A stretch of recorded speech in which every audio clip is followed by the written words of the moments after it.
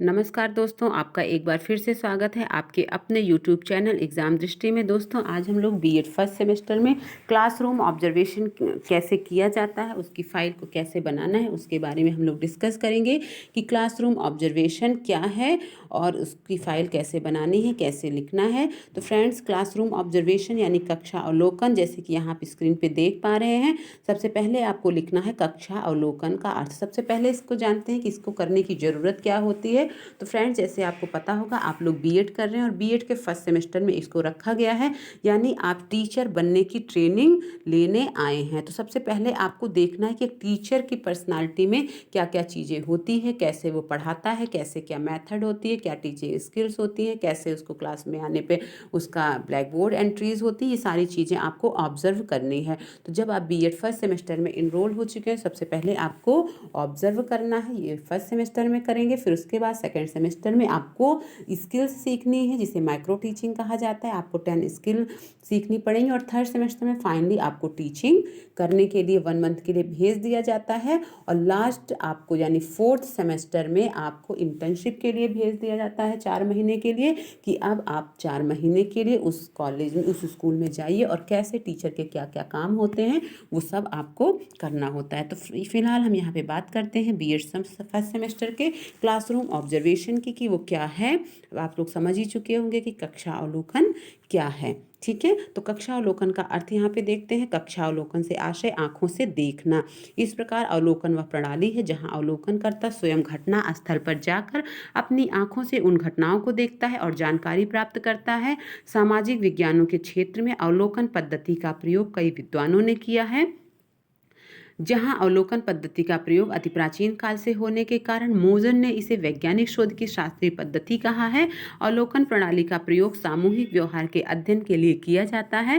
वैज्ञानिक दृष्टि से अवलोकन द्वारा अनुसंधानकर्ता विभिन्न घटनाओं में पाई जाने वाली समस्याओं एवं असमानताओं तथा इसके विभिन्न कारकों अर्थात किसी घटना के कारण एवं परिणाम में पारस्परिक संबंध को ज्ञात करने का प्रयास करता है। तो ये हो गया कक्षा अवलोकन का अर्थ। फिर आगे लिखना है इसकी परिभाषाएं। कक्षा अवलोकन की क्या परिभाषाएं हैं, इसको आपको लिखना है। फिर उसके बाद कक्षा अवलोकन के उद्देश्य हैं। क्या उद्देश्य है, जैसे आप हेडिंग देख पा रहे होंगे कि अतिरिक्त जानकारी प्रदान करना हेडिंग हो गई। सेकंड आपकी तत्काल प्रतिक्रिया। नेक्स्ट आपका हो गया एक नई अवधारणा से ज्ञान अवगत करना। एंड नेक्स्ट है आपका मानव इंद्रियों का उपयोग। इस तरीके से कक्षा अवलोकन के उद्देश्य हो गए। यहाँ पे और भी हेडिंग्स आपको दिख जाएंगी। सामग्री का संग्रहण, सामूहिक व्यवहारों का अध्ययन और लास्ट में है तथ्यों का संग्रहण। ये हो गया आपका कक्षा अवलोकन के उद्देश्य। अब हम बात करते हैं कि कक्षा अवलोकन आपको कैसे करना है। तो यहाँ पे आप देख पा रहे हैं पाठ योजना फर्स्ट, यानी कि आपका पहली प्लान। ठीक है, तो पहला जो आपका प्लान होगा उसमें आप देख पा रहे होंगे स्क्रीन पे लिखा है दिनांक यानी डेट कौन सी होगी, विषय यानी सब्जेक्ट, कक्षा क्लास, समय टाइम और चक्र यानी कि आपका पीरियड। तो इस तरीके से यहाँ पे मेंशन होगा। जिस भी आप क्लास में जाएंगे वहाँ पे ब्लैक बोर्ड में ये सारी चीज़ें मेंशन होंगी तो भी, और नहीं भी होंगी तब भी आपको फॉर्मेट में ये चीज़ें लिखनी है। और उसके बाद फिर आपका टॉपिक, जिस भी क्लास में आप ऑब्जर्व करने के लिए गए हैं उस क्लास में जो टीचर पढ़ा रहे हैं, कौन सा टॉपिक पढ़ा रहे हैं, उसको आपको यहाँ पे लिखना है। फिर टीचर्स नेम, जो टीचर पढ़ा रहे हैं उनका नेम क्या है, ये लिखना है। फिर स्टार्ट करते हैं हम लोग फॉर्मेट की। तो फॉर्मेट में यानी प्रकरण की प्रस्तावना, इंट्रोडक्शन ऑफ द टॉपिक। ठीक है, यहाँ पे आपको इंट्रोडक्शन ऑफ टॉपिक लिखना है कि इंट्रोडक्शन क्या है टॉपिक का। तो अध्यापक द्वारा कक्षा विषय में रंगोली की विशेषता तथा अलग अलग समुदाय में इसके बदलते रूप में बताया। यानी कि देख पा रहे हैं स्क्रीन पे लिखा है टॉपिक आपका रंगोली है। तो ये जो क्लास चल रही थी वो रंगोली थी आपकी, यानी आर्ट की क्लास थी। तो इसमें जो प्रकरण थी वो थी रंगोली। तो इसमें रंगोली के विषय में बताया गया, ऐसा यहाँ पे लिखा गया है। शिक्षण विधि, टीचिंग मेथड। टीचिंग मेथड क्या रहा, अध्यापक ने व्याख्यान व कुछ आकृतियों के प्रयोग को बताया। तो यहाँ पे लेक्चर जो था वो आपका व्याख्यान था। ठीक है, और फिर है शिक्षण अधिगम सामग्री, teaching learning material. Teaching learning material क्या था, यानी क्लास में टीचर्स ने किन किन एड्स का प्रयोग किया। तो पुस्तिका पर बने चित्र को, कला पुस्तिका पर पेंसिल रबर का प्रकार व सहायता ली, यानी कि इन जो है चीज़ों की सहायता क्लासरूम में ली गई। छात्र सहभागिता, स्टूडेंट पार्टिसिपेशन। तो जब क्लास चल रही थी तो क्या टीचर जो स्टूडेंट्स थे वो पार्टिसिपेट कर रहे थे, इन्वॉल्व थे, या टीचर अपने आप ही बोले जा रहा है छात्र पार्टिसिपेट नहीं कर रहे, तो जो भी चीज़ें रही हो वहाँ पे आपको इसमें लिख देना। तो यहाँ लिखा छात्र विषय के प्रति काफ़ी रोमांचित दिखे, वह ध्यानपूर्वक अपने चित्र को बनाने में व्यस्त दिखे। नेक्स्ट हेडिंग है आपकी कक्षा कक्ष प्रबंधन, ठीक है, क्लासरूम मैनेजमेंट।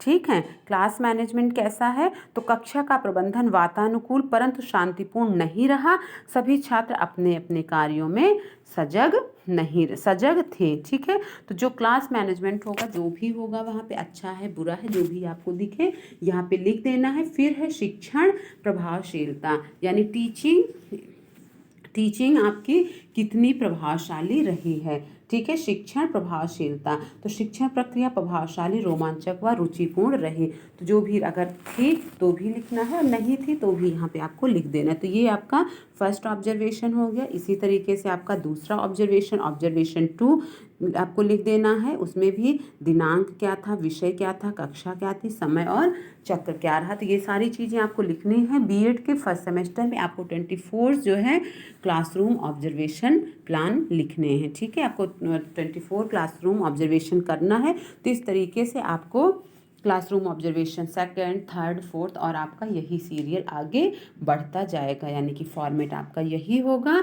जैसे कि यहाँ है कक्षा, विषय, दिनांक, समय, चक्र, फिर टॉपिक, टीचर नेम, फिर वही हेडिंग्स, प्रकरण की प्रस्तावना क्या है, शिक्षण विधि, शिक्षण अधिगम सामग्री क्या है, छात्र सहभागिता, कक्षा कक्ष प्रबंधन, शिक्षण प्रभावशीलता।